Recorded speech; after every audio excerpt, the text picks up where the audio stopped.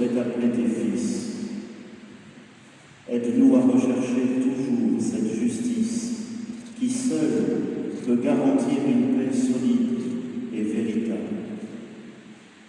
Par Jésus-Christ, ton Fils, notre Seigneur, qui vit et règne avec toi dans l'unité du Saint-Esprit, Dieu pour les siècles des siècles.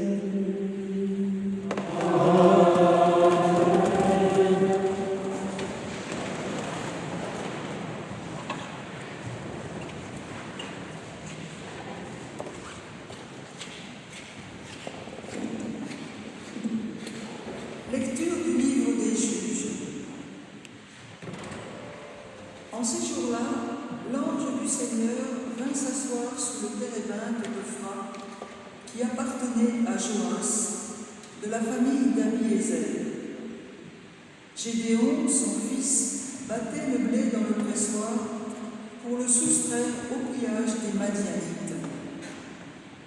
L'ange du Seigneur lui apparut et lui dit : le Seigneur est avec toi, vaillant guerrier. Gédéon lui répondit : pardon, mon Seigneur.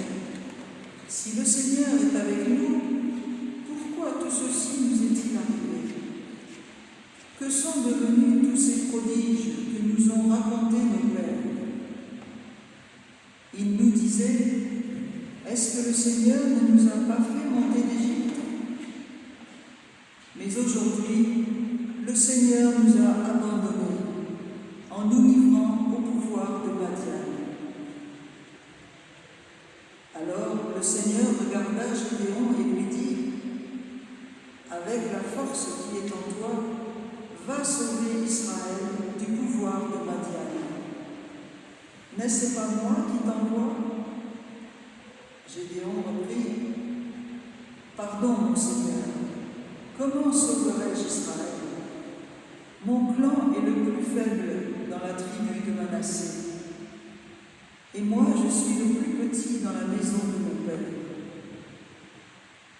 Le Seigneur lui répondit : je serai avec toi, et tu battras les Madianites comme s'ils n'étaient qu'un seul homme. Gédéon lui dit : si j'ai trouvé grâce à tes yeux, donne-moi un signe que c'est bien toi qui me parles. Ne t'éloigne pas d'ici avant que je revienne vers toi. Je vais chercher mon offrande et je la placerai devant toi. Le Seigneur répondit : je resterai jusqu'à ton retour. Gédéon s'en alla, il prépara un chevreau et avec une mesure de farine, il fit des pains sans levain.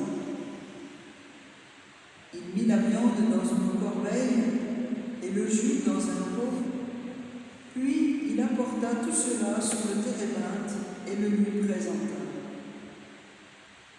L'ange de Dieu lui dit : prends la viande et les pains sans levain, pose-les sur ce rocher et répands le jus. Gédéon obéit. Alors l'ange du Seigneur étendit le bâton qu'il tenait à la main, et il toucha la viande et les pains sans levain. Le feu jaillit de la roche, consuma la viande et les pains sans levain, et l'ange du Seigneur disparut. Alors Gédéon comprit que c'était l'ange du Seigneur, et il dit : malheur à moi, Seigneur mon Dieu, pourquoi donc ai-je vu l'ange du Seigneur face à face ? Le Seigneur lui répondit : que la paix soit avec toi, sois sans crainte, tu ne mourras pas. À cet endroit, Gédéon bâtit un autel au Seigneur sous le vocable de Seigneur de la paix. Parole du Seigneur.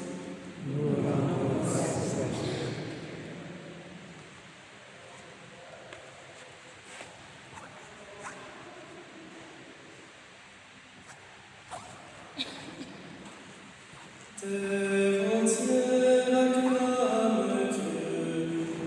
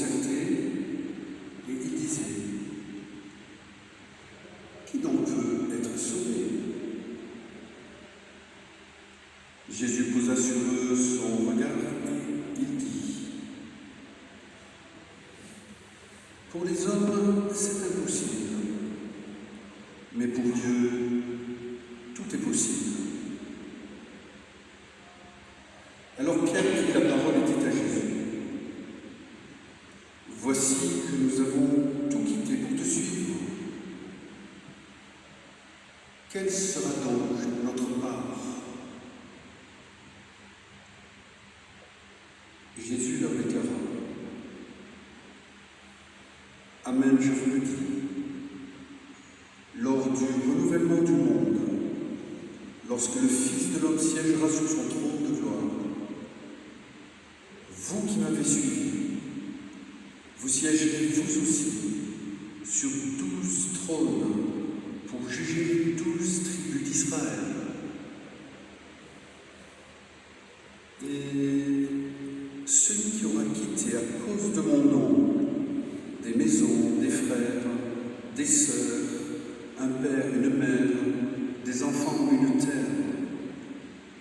Celui-là recevra le centuple, et il aura en héritage la vie éternelle. Beaucoup de premiers seront derniers, beaucoup de derniers seront premiers. Acclamons la parole de Dieu.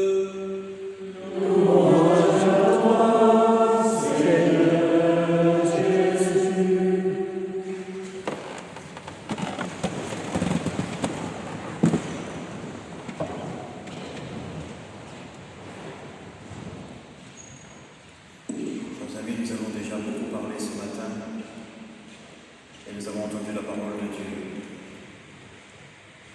Avec vous, j'ai entendu Gédéon qui se demande comment il va faire quand Dieu l'appelle alors que lui sait sa pauvreté. Et il entend le Seigneur l'encourager. Je suis avec toi, ne crains pas, je serai avec toi. Va avec la force qui est en toi et va sauver le peuple. Et comment vais-je faire? Comment vais-je faire? Et il bâtit cet autel auquel il donne le nom de la paix. Et puis nous avons entendu l'Évangile. Jésus lui aussi vient de vivre un échec. Un jeune homme, on dit qu'il est jeune, je ne sais pas trop, enfin bon, un homme riche s'est avancé pour lui demander ce qu'il devait faire lui aussi pour avoir la vie éternelle. Et Jésus le regarde d'un regard d'amour et lui dit ce qu'il doit faire. Et l'autre s'en va tout triste parce qu'il avait de grands biens. Jésus vient de vivre un échec. Il n'a pas réussi à convaincre ce jeune homme. Et cependant, lorsque les disciples l'interrogent, mais alors si c'est comme ça, personne ne peut être sauvé. Jésus répond, pour les hommes c'est impossible, avec l'histoire du chameau et du trou de l'aiguille, mais pas pour Dieu. Tout est possible. Et devant cette affirmation qui renverse l'évidence de l'échec que Jésus vient de vivre, Pierre pose alors la question, mais alors, et nous, alors, parce que nous, on a fait ce que le jeune homme n'a pas voulu faire. Et alors, quelle est notre part? Et Jésus dit des choses, mais c'est pour plus tard, quand le Fils viendra et que tout sera renouvelé. Alors oui. Et pour le moment, il faut oser croire que les premiers seront derniers et que les derniers seront premiers. De ces lectures, je voudrais suggérer qu'elles rejoignent très fortement notre situation et l'échange que nous avons eu tout à l'heure. Nous aussi, nous faisons l'expérience de notre pauvreté. Comme Gédéon, nous ne savons pas comment faire. Et comme le Christ, nous rencontrons bien des échecs. La pauvreté, c'est ce qui caractérise nos communautés, que ce soit ici ou ailleurs, mais ici tout particulièrement. Pour beaucoup d'entre nous, ce n'est pas une pauvreté matérielle, mais c'est une pauvreté qui est de l'ordre de l'impuissance. Que pouvons-nous faire? Que pouvons-nous faire? Les questions qu'on a soulevées tout à l'heure sont lourdes. Comment faire pour l'éducation? Comment faire pour les familles? Comment faire pour les jeunes? Comment faire pour qu'ils aient un avenir ici? Et nous, on n'est rien là. Et on ne sait pas comment faire. Mais les textes de la liturgie d'aujourd'hui nous disent le Christ aussi, Gédéon avant lui, mais le Christ aussi, a connu cette pauvreté. Comment faire pour ce jeune homme riche? Et puis la deuxième chose qui nous rejoint aussi, on l'a dit tout à l'heure, c'est de garder chevillé au cœur l'espérance. Par-delà le désespoir, l'espérance. Bien sûr, pour les hommes, cela n'est pas possible, mais tout est possible à Dieu. Et si nous restons, et si nous continuons, et si nous continuons à prier, à travailler, à partager, à croire, C'est le signe le plus fort qu'une espérance invincible nous habite. Nous ne savons pas comment nous pouvons faire, mais nous savons qu'une espérance invincible nous habite, en dépit de tout. Et puis, c'est écrit, les paroles que nous avons entendues aujourd'hui, la parole de Dieu, rejoint aussi, non pas seulement par la pauvreté, ni même par l'espérance que nous voudrions témoigner, mais aussi parce qu'elle nous invite à la conversion. Il y a des premiers qui seront derniers et des derniers qui seront premiers. Ne cherche pas à savoir si tu es dans la première ou dans la deuxième catégorie, parce que le Christ bouleverse tout. Mais comprends, et c'est ce que Jésus répond au fond à la question de Pierre, que si tu veux recevoir beaucoup, ce qui t'est demandé, c'est de te dépouiller beaucoup. De te dépouiller de ce que tu as, de te dépouiller de ce qui encombre ton cœur, de te dépouiller de ce qui t'empêche de regarder la pauvreté de l'autre et de lui venir en aide, de te dépouiller de ce qui est trop centré sur toi. La pauvreté, l'espérance, le dépouillement. Voilà le chemin spirituel que la parole de Dieu aujourd'hui trace pour nous. Voilà au fond les notes principales de la mission de l'Église. La pauvreté, sans le Christ, elle ne peut rien. L'espérance, à cause de lui, elle peut tout. Le dépouillement, elle ne le peut que par un patient travail de conversion de chacune et de chacun d'entre nous. Que Dieu nous aide sur ce chemin, et en particulier aujourd'hui que Saint Jean-Eudes nous aide sur ce chemin. Lui aussi, il a connu ces notes que je viens d'évoquer. Et lui, il avait compris que la meilleure chose à faire pour aider le peuple dont il avait la charge, pour qu'il puisse vivre pauvreté, espérance, dépouillement, c'était de le rendre sensible à l'amour dont Dieu aime le monde. Et pour que cet amour soit compréhensible, il fallait parler du cœur de Marie et du cœur de Jésus.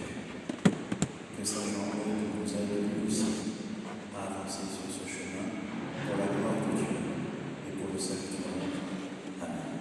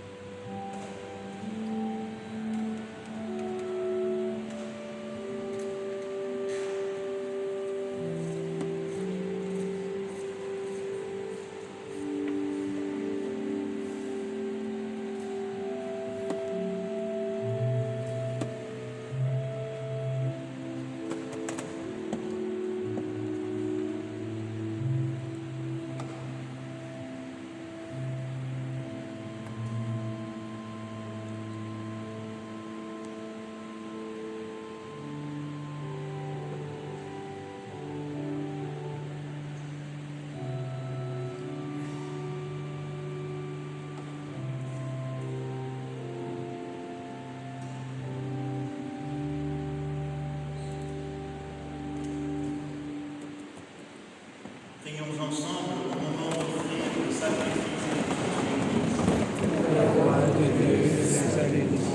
Nous célébrons, Seigneur, sous le signe de tes sacrements, le sacrifice du salut offert par ton Fils, le roi de paix.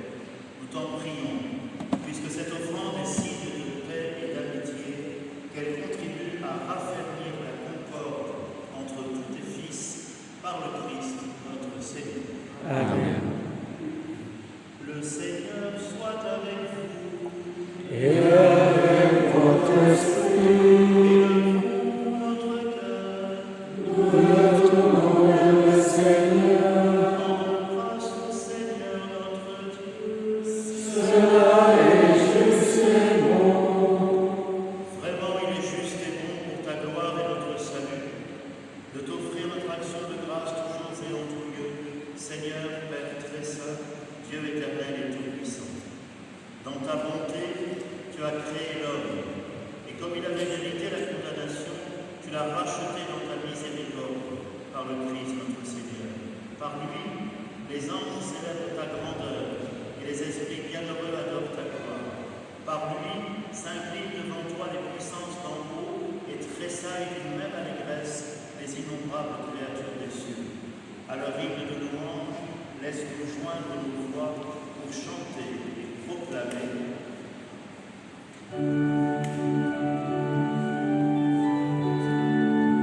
Sanctus, Sanctus, Sanctus, Deus Sabaoth.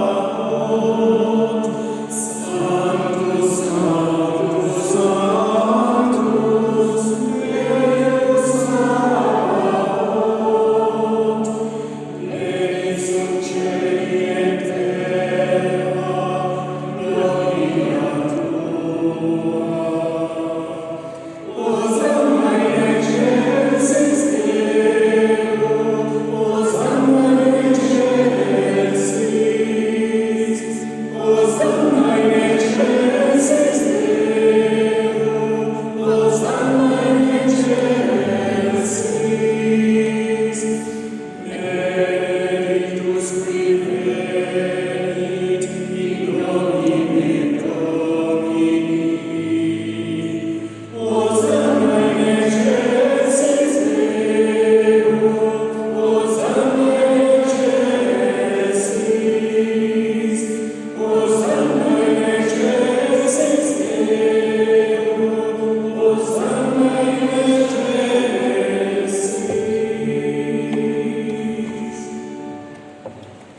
Toi qui es vraiment saint, toi qui es la source de toute sainteté, Seigneur, nous te prions. Sainte Église pourtant, en dépendance de la Saint-Esprit, qu'elle devienne le corps et le sang de Jésus, le Christ, notre Seigneur. Au moment d'être livré et d'entrer librement dans sa passion, il prit le pain, il rendit grâce, il le rompit et le donna à ses disciples en disant : Venez et mangez-en tous, ceci est mon corps livré pour vous.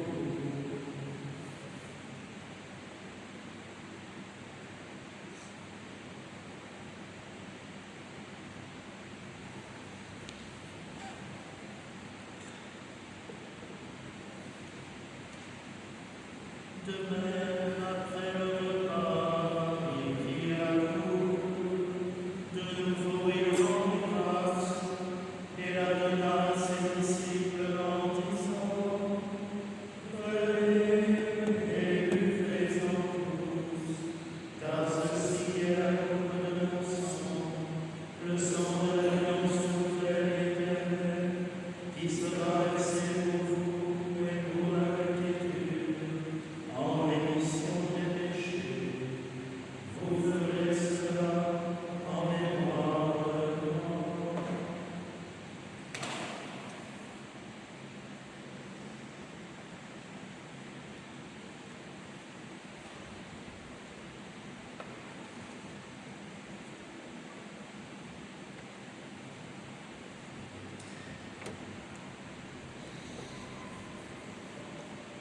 Il est grand le mystère de la foi.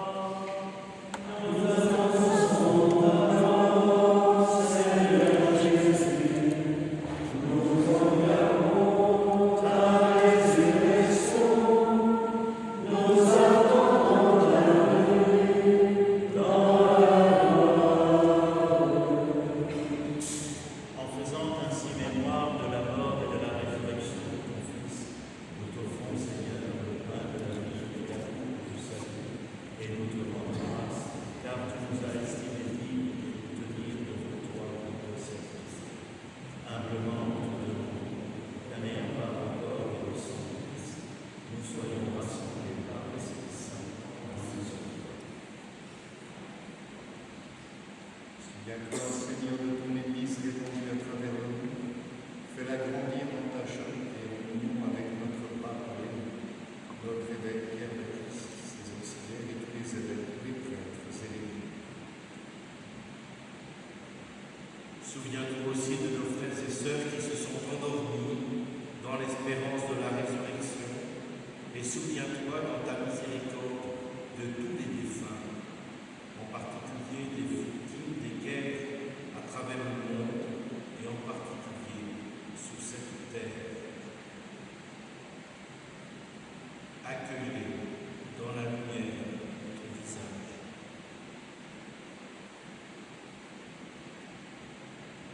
Sur nous tous enfin, nous implorons ta bonté.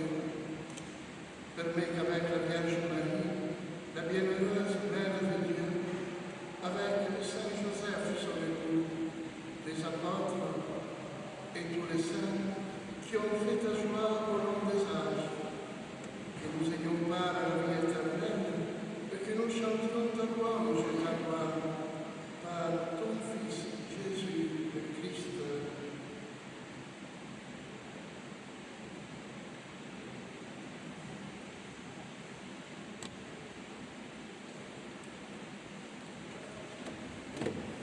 Par lui, avec lui et en lui.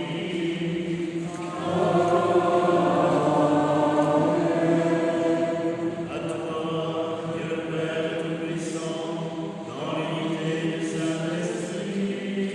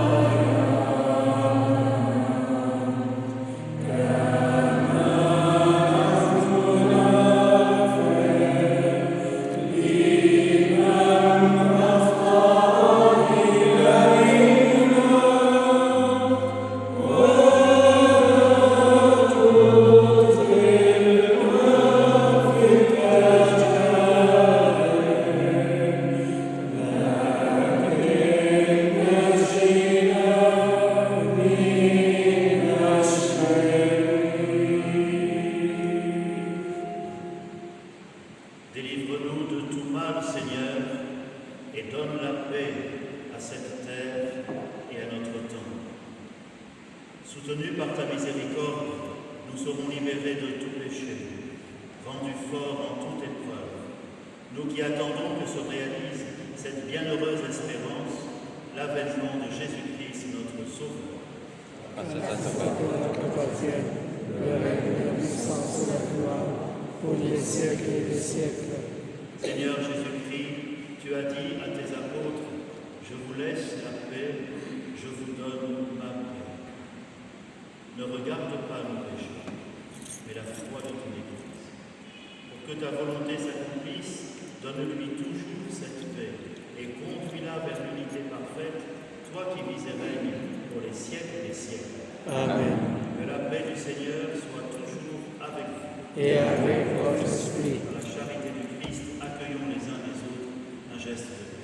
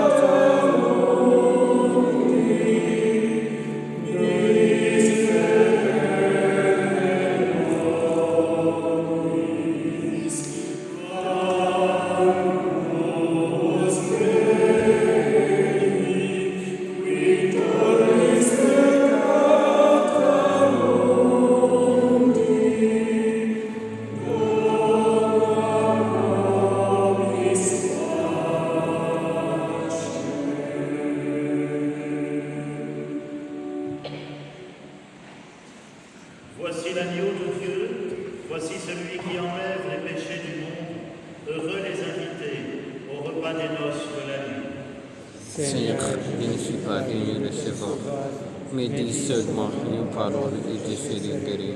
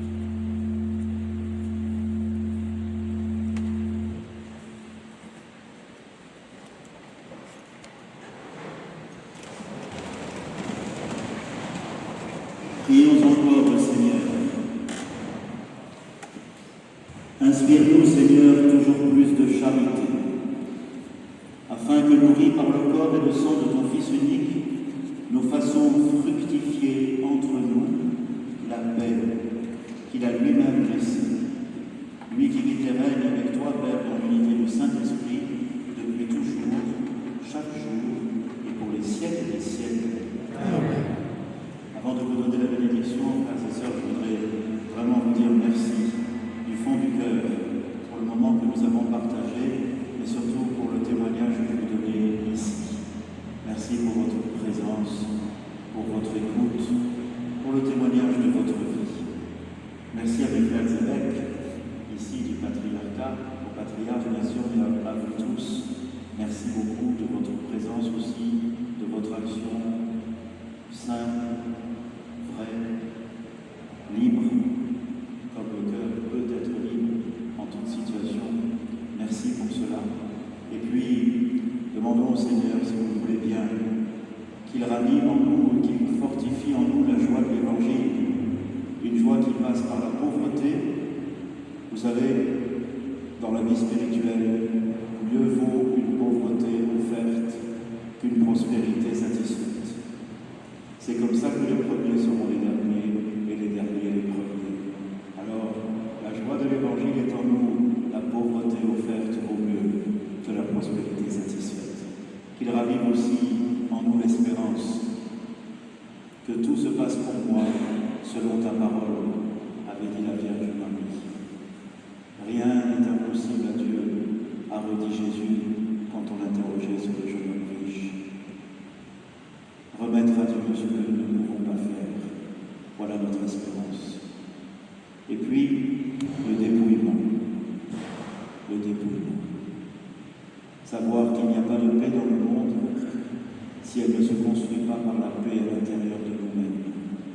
Et la paix à l'intérieur de nous-mêmes est un long travail de conversion et de dépouillement. Que le Seigneur nous comble, puisque nous voulons lui faire de la place, et que le Seigneur donne au monde la paix que aujourd'hui nous recevons de lui à la fin de cette Eucharistie, cette paix qui est pour nous et pour tous une bénédiction.